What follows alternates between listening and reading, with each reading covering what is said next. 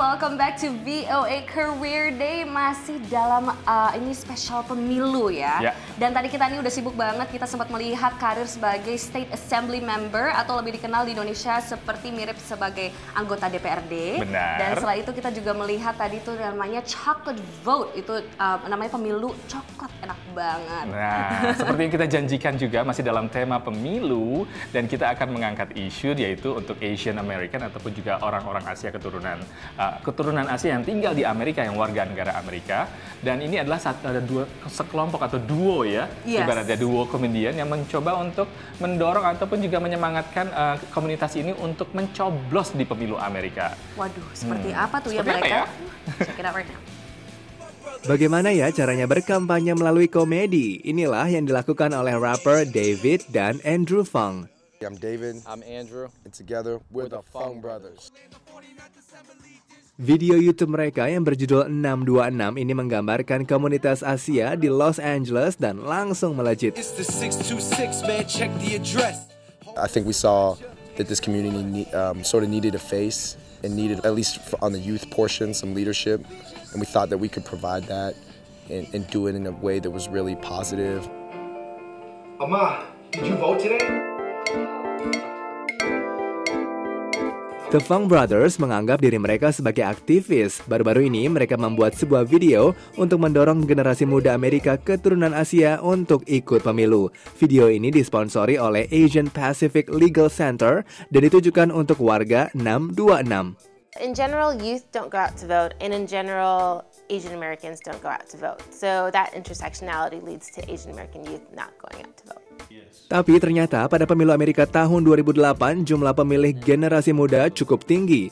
Dan menurut Morley Winograd dan Mike Hayes, pengarang buku Millennial Generation, generasi muda adalah penentu hasil pemilu. The millennial vote is going to be significant, even as significant in 2012 as it was in 2008, even if the percentage turnout isn't as big as it was then.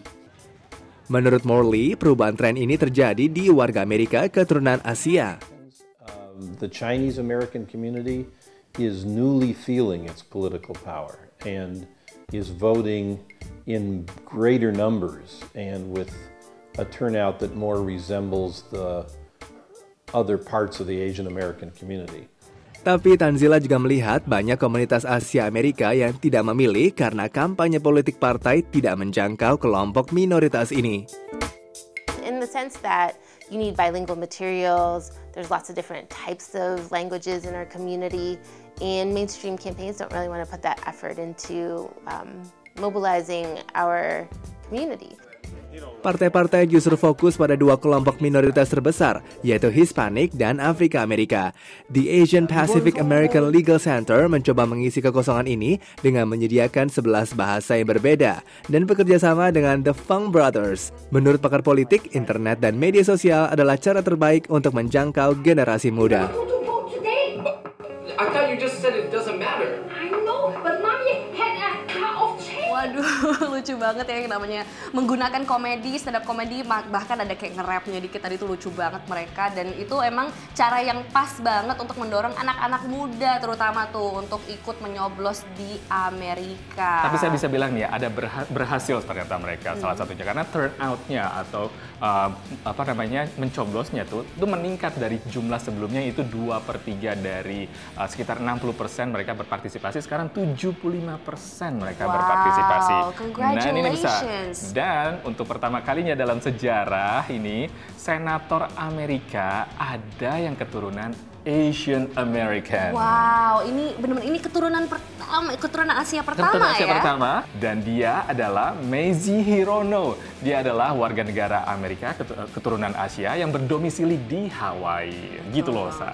Oke, sejarah nih. Iya, this is history in the making. Itu komunitas Asia making a more and more of a presence ya di Amerika. Terlibat dalam ke ajang politik di Amerika. Oke, dan sekarang udah saatnya kita untuk ngebaca nih pertanyaan dari pemirsa yang kita terima lewat Facebook dan juga Twitter. Kali ini ada dari siapa nih, Ian? Nah, ini adalah kali ini kita menerima pertanyaan dari Yuning Diah Arumi Kusumwati. Waduh, I love your name, yes. Bob. Dan terima kasih ya untuk ngirim pertanyaannya. Bagaimana proses perekrutan pegawai negeri di Amerika? Usia minimal pegawai negeri yang diterima dan berapakah usia masa pensiun pegawai negeri di Amerika? Terima kasih atas infonya. Begitu loh. Dan prosesnya gimana nih kalau kita pengen nge-apply sebagai pegawai negeri Amerika nih? Kalau misalnya di Amerika caranya paling gampang adalah lewat online. Semua proses perekrutan itu online dan di sini ada beberapa website yang merekrut orang-orang yang memiliki kualifikasi ya untuk bisa apply ke posisi yang mereka mau. Nah, soal kualifikasinya ini bukan umur tapi yang dicari adalah education, sekolah, ijazah atau skills ya. Dan itu yang berpengaruh tuh. Dan yang kedua adalah pengalaman kerja. Jadi dua itu biasanya yang paling dicari untuk bisa menjadi qualified dalam sebuah posisi. Nah, kalau saya bisa kasih websitenya, yaitu kalau mau ingin mencari pekerjaan sebagai pegawai negeri Amerika, ada websitenya yaitu www.usajob.gov.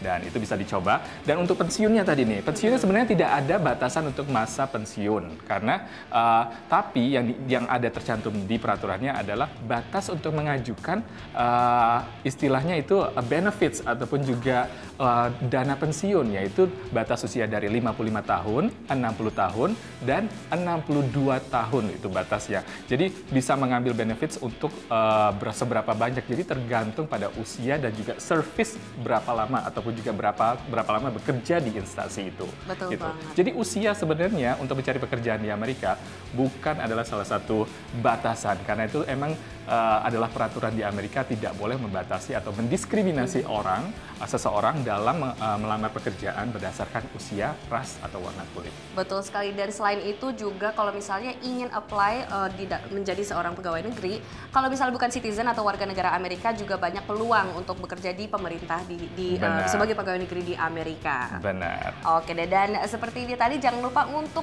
nge-wall di Facebook kita yaitu VOA Pop News. And of course follow us at Twitter, it's at VOA Pop News. We welcome semuanya di pertanyaan mengenai karir, sekolah, apapun yang pemirsa punya, we are ready to answer it all. Benar. Mudah-mudahan liputan kita tadi ya dari Tony Mendoza, Chocolate Factory sampai ke Asian American Comedian untuk pemilu bermanfaat dan juga memberikan inspirasi kepada pemirsa sekalian untuk memilih karirnya ataupun juga untuk menentukan jalur karir yang sudah diinginkan. Dan itu menyemangatkan kalian semua untuk masa depan. Oke deh, we will see you next time dengan karir-karir unik lainnya on the next episode of VOA Career Day. We'll see you. Bye-bye.